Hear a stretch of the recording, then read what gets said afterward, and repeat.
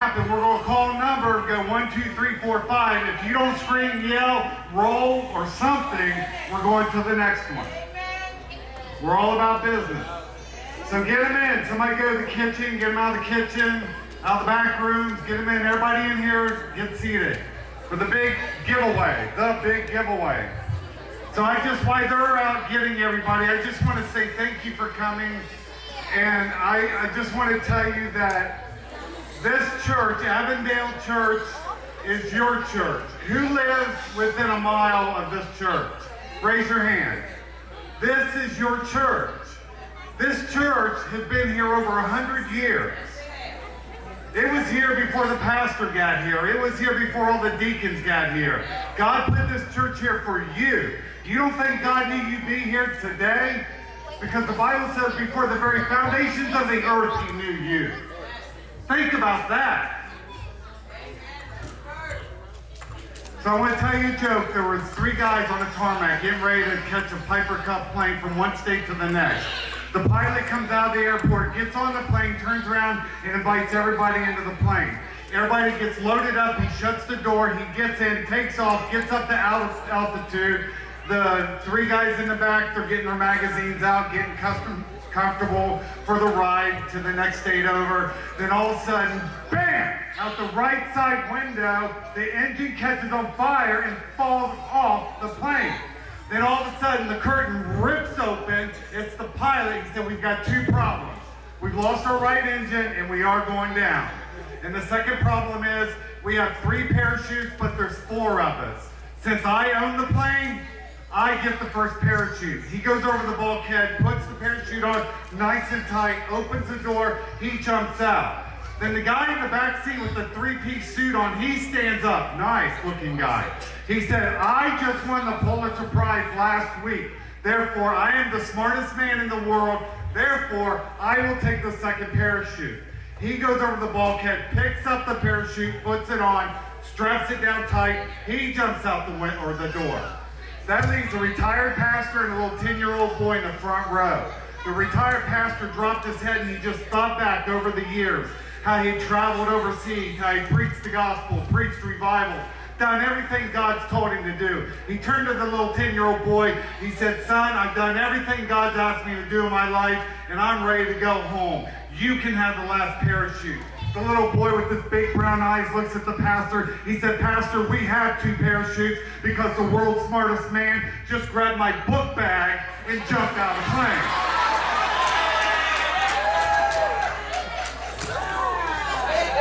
Okay.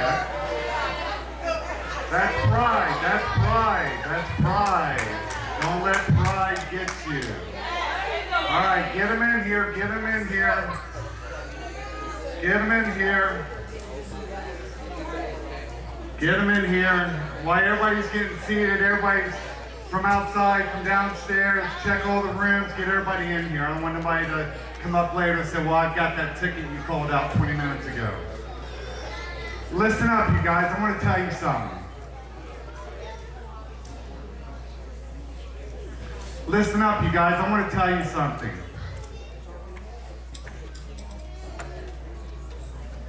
Listen up, you guys. I want to tell you something. Just listen to me for 1 minute. It all comes down to this. 2001. I got hurt on the job. I've been working all my life, 20 years in the trenches, getting up Monday through Friday, doing what a man should do, providing for his family. We just built our dream home in 2001. But I got hurt, and that put me on workman's comp. Listen to me, even the kids. Kids, listen, there's something for you here too. So I get hurt, I get put on workman's compensation. The first thing the doctor did was put me on 20 Vicodin a day and put me on into physical therapy 3 times a week. I had no clue. I never took drugs all my life. All I did was trying to raise my family and go to work every day. And then I started taking these wicked drugs called pain pills. Before I knew it, my fleshly body was addicted to pain pills. It took like a month, maybe 2 months, because I ran out. I started taking them more than the doctor prescribed, and as the first week without pain pills, I thought I was going to die. So I called my friend I knew had some pain pills. He said, come on over, I'll take care of you. So I go over and he gives me what I need. Well, I found month after month after month, I never had enough of Vicodin. Then after 2 months, my friend said, you know what, you need to go on pain management. I'm like, what is that? He said, that's where they specialize in dealing with the pain that you have. And he said, here's my doctor's name and number, try to get him. I don't know why you say try to get him, but now I know. Because I went into my next visit at Ohio State University and the doctor said, Danny, I don't know what to do with you. We've been 6 months trying to get you back to work and nothing's working. I said, well, I thought maybe we could put me on pain management. She said, I was sort of thinking the same thing. So she grabbed this book and she started flipping through the pages. And I said, for a doctor, and I pulled that name out of my pocket and I said, here's the doctor, can I go here? And she looked at it, another Ohio State University doctor. She goes, oh, I know him. We can do that. I can call him and set you up. So I go see him. And first thing out of his mouth, he said, Danny, what are you on? I said, 20 Vicodin a day and 3 days of occupational therapy. He come unglued. He said, Danny, no more. He said, I'm taking you off the Vicodin. I'm going to put you on 3 Oxycontins a day, 40 milligrams. Morning, noon, and night.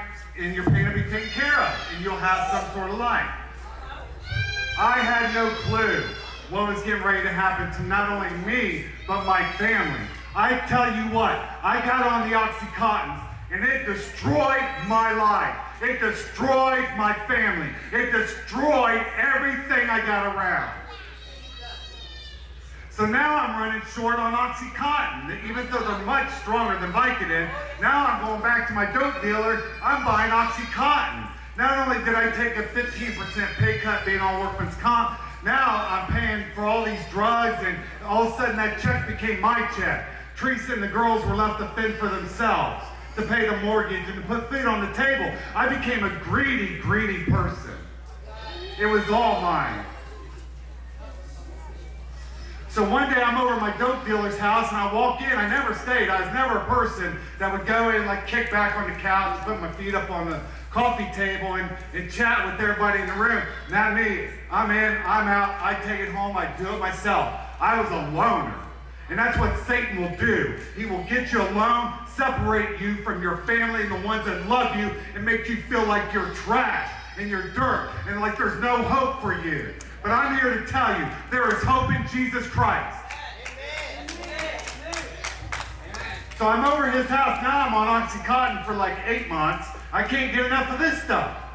So I go, this time I got my stuff. I went to the bathroom for some reason, and I come back out over there, and I sit down. Biggest mistake I ever could make in my life.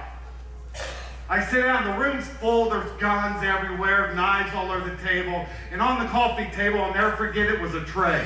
And there was pills and marijuana, but there was a pile of white powdery stuff on that tray that I've never seen. And I asked, I said, what is that? He said, oh, that's cocaine, you want to try some? I said, dude, I just came out of the bathroom doing a 40. I said, yeah. He put up 2 big old fat cocaine lines for me, and I did them. Bam, bam. And I'm telling you, I know when my life turned south. It's when I did Oxycontin and cocaine at the same time. I can tell you the day my life left and went south on me. It was that day.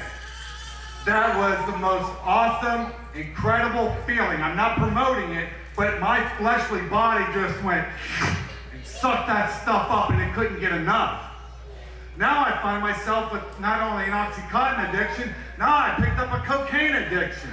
We're losing my house. The auctioneers, 2 days from being on the front porch with the PA system, will auction my home off, our brand new home. Drug addiction's wicked, wicked. But I've got the answer today. I've come in the complete power and authority of Jesus Christ to preach the gospel, that he can set you free.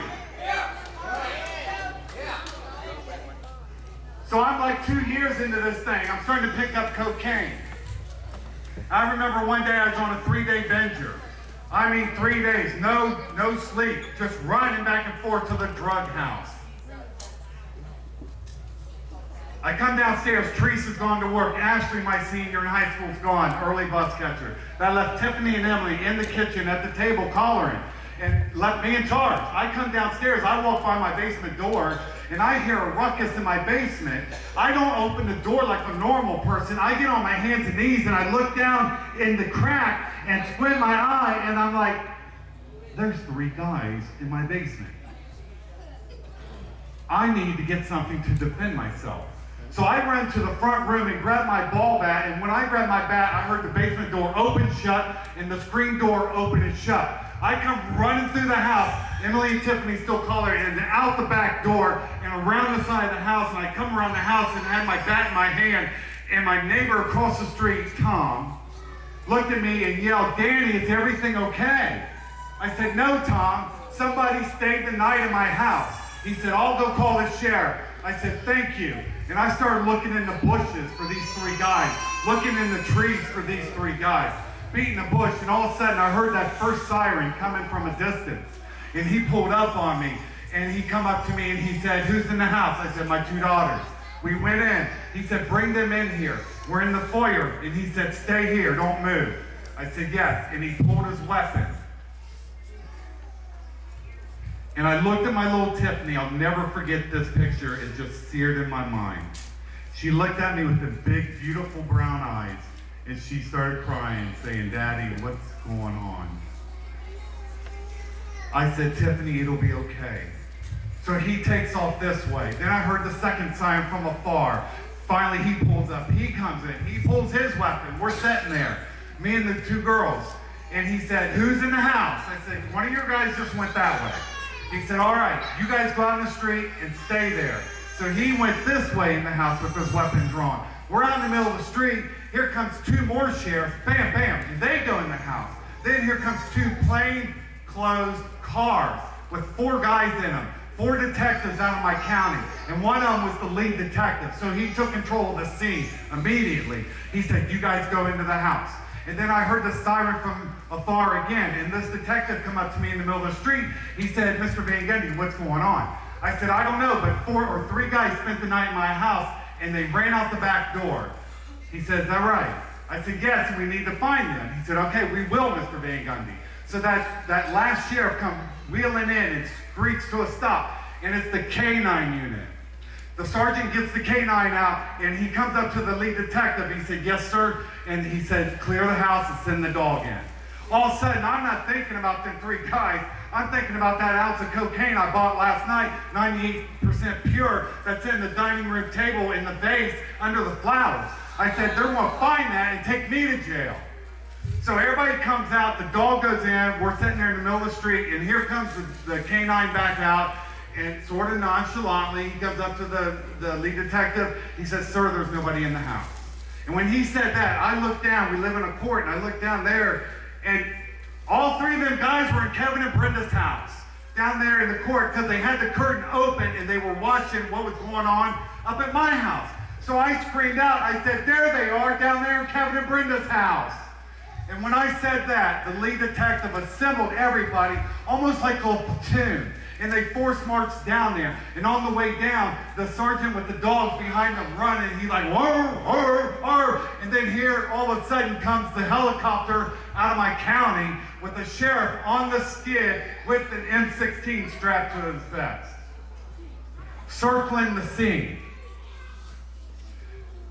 I'm watching this all unfold. Emily and Tiffany was taken by Ann, Tom's wife, my neighbor. So they're not here. I'm watching this all. It looked like a war zone. The lead detective looked me in the eye and said, "Mr. Van Gundy, what's going on?" I said, "We're looking for them guys. We got to find them guys, and they're right there. I seen them."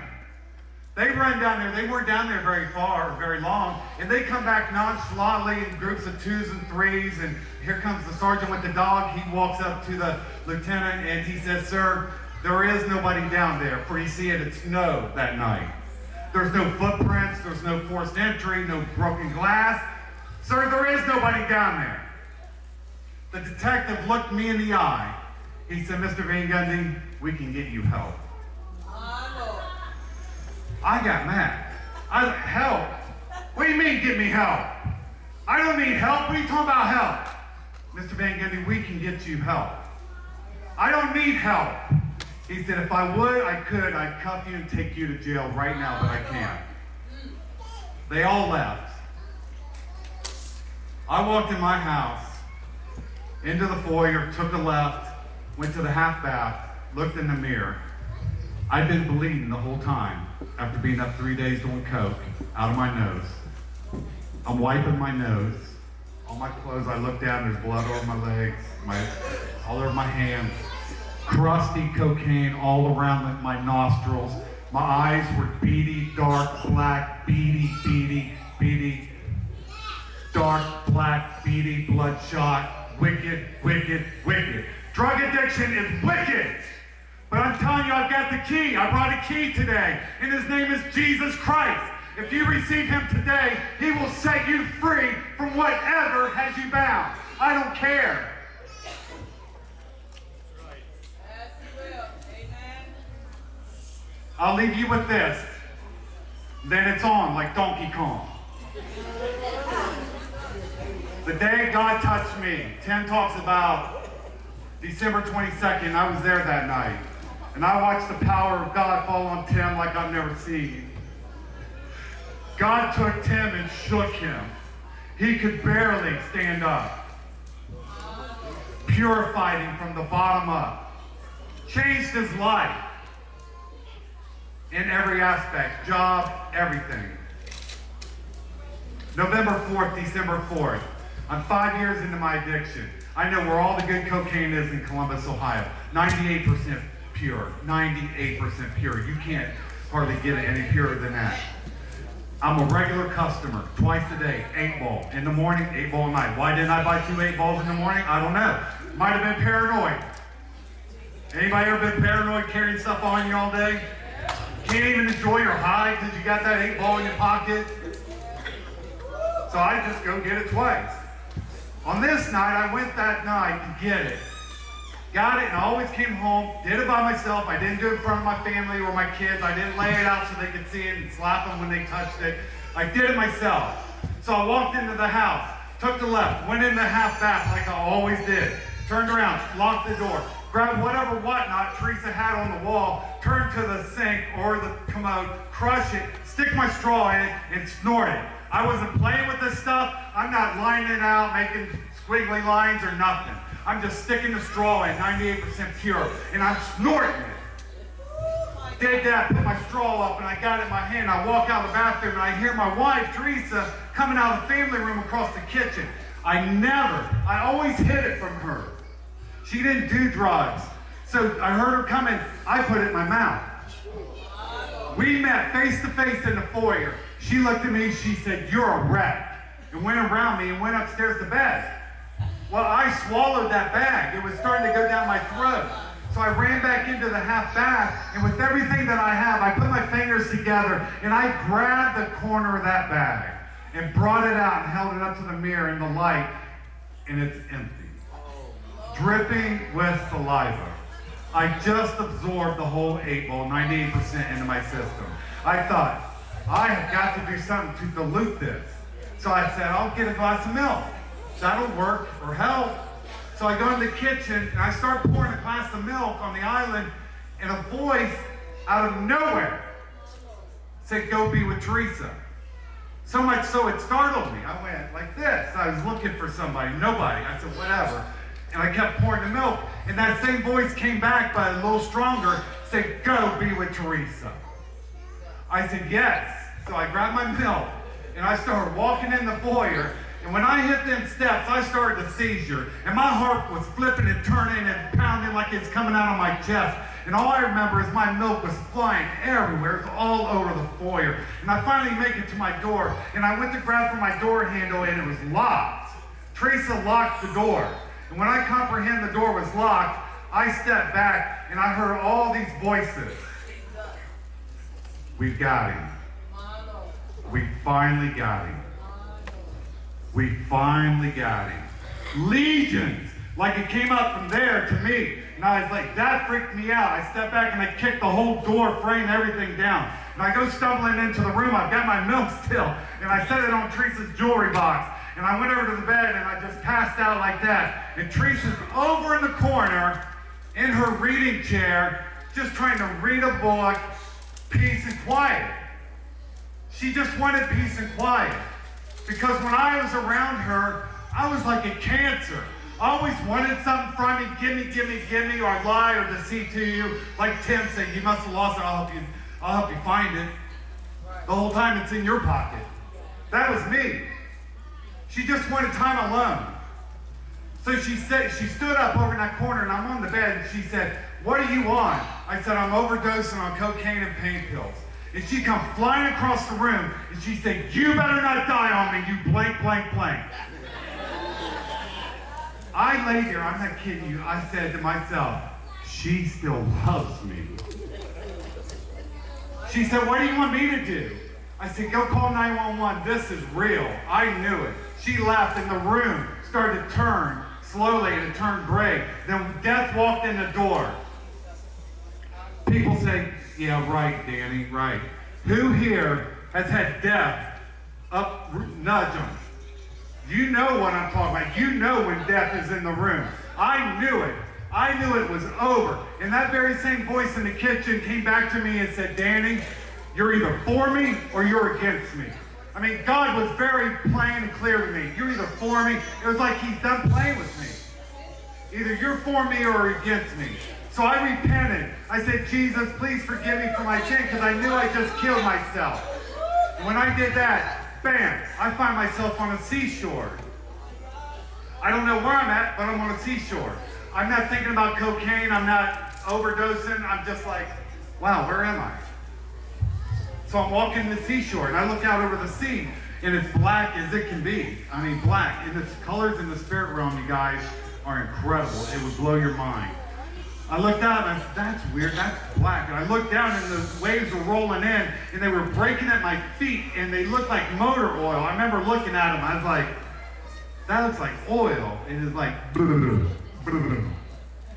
I said, "That's weird." I wasn't in pain. I couldn't figure out where I was at. I walked this way, and I turned around, and I seen a mountain over here, so I said, "Hey, let's go to the mountain." I get over to the mountain, it came all the way down to the sea, and it made a jetty. And I get to the base of the mountain, and I look up, and there were thousands and thousands of caves in this mountain. And in every cave was a demon. Turned around, looking at me. I even remember squinting my eyes and leaning in and saying, "That's a demon." And that's when I knew, I'm in hell. I turned around, and I couldn't believe it. I was like, I'm in hell. I went to church all my life. When I was a kid, my mom and dad took me. Teenager, my mom and dad took me. Young adults, Teresa and I would go as young adults for a little while. And only when we got in trouble, though. Financially or physically, we'd go back to church and we repent. "Oh, Lord, forgive me." And we'd go to church for 6 months and start to develop relationships with our friends and our family. Right when God was starting to work with us, we'd leave. It'd be like, "I got it.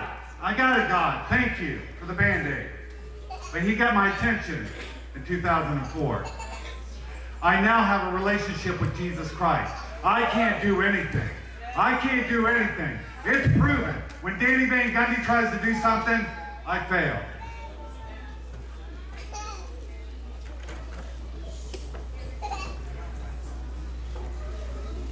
So I was walking down the beach, and I got back down here where I was to start.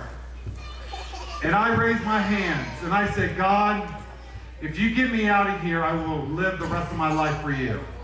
As soon as I said that, I'm not kidding you guys, something supernatural happened to me. A brilliant, bright, white light, which I believe to be Jesus Christ himself, came to hell to rescue me. And he made a circle all the way around me. And when that circle was complete, whoop, I'm back in my bedroom on my floor with 5 paramedics hopping over me, got me all wired up, and I opened my eyes, and man, they are busy. I wanted to say it, I thought it, but I didn't say it. It's going to be okay, or I would not be here right now. So I started witnessing to the guy in the ambulance on the way to Riverside. I was like, "You go to church?" He went and he ignored me. And I just kept on. "You go to church?" "Oh, I used to, but I don't anymore." I said, "You need to start going to church."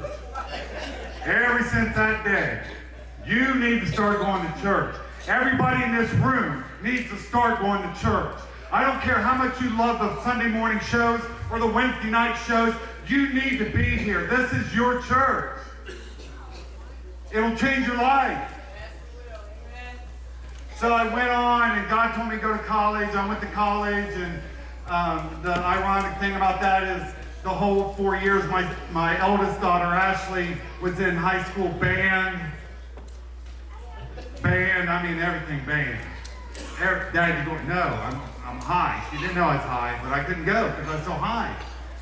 I missed her whole 4 years, but I spent the next 4 years in college with her. And my daughter Ashley and I all walked across the stage, and my son-in-law now walked across the stage, got our diploma.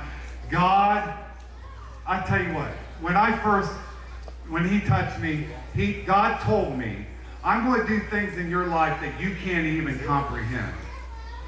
And I'm like, God, I got a pretty wild imagination. He said, I know, I gave it to you. And I just told you, I'm going to do things with you that you can't even comprehend. And I took it on faith. And for me to be here in front of you guys, I feel like a blessed man. And I love you guys. Will you play me some music?